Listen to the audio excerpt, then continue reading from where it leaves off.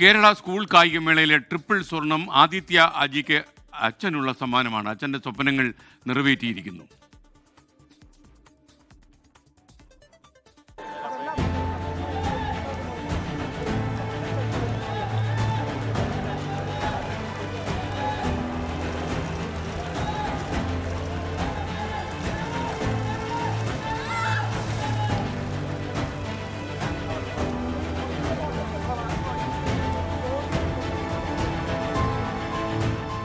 ആദിത്യ ജയിച്ചു, ഒപ്പം അച്ഛൻ അജിമോനും.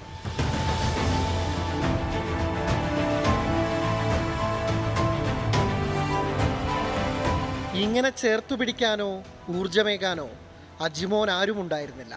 ഞാൻ 100, 200 വരെ ചെയ്തിട്ടുണ്ട്, സ്റ്റേറ്റ് വരെ വന്നിട്ടുണ്ട്. എൻ്റെ വീട്ടിൽ അതിനെക്കുറിച്ച് വലിയ കാര്യമായിട്ടൊന്നും അറിയത്തില്ലായിരുന്നു.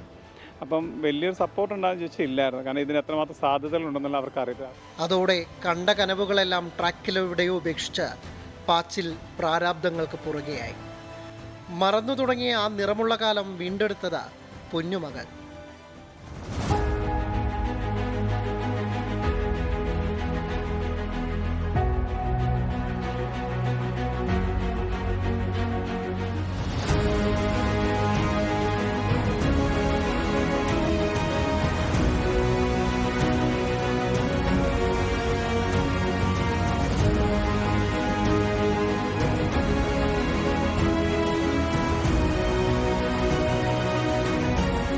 കേട്ട പഴികൾക്കും മുടക്കുകൾക്കും കണക്കുണ്ടാകില്ല. നിനക്കിത് ആവശ്യമില്ലാത്തൊരു ആവേശമാണ്, ഈ ഇച്ചിരിയില്ലാത്ത കൊച്ചിനെ കൊണ്ടുപോയി.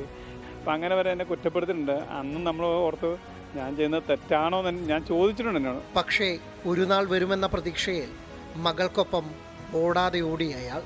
ഇന്ന് സക്സസ്സിലെത്തി ഒരു മകളെ ഒരപ്പന് കൊടുക്കാവുന്ന ഒരു ഗിഫ്റ്റ്, അത് അയാളുടെ ജീവിതത്തെ അയാൾ ആഗ്രഹിച്ച ഒന്ന് കിട്ടി.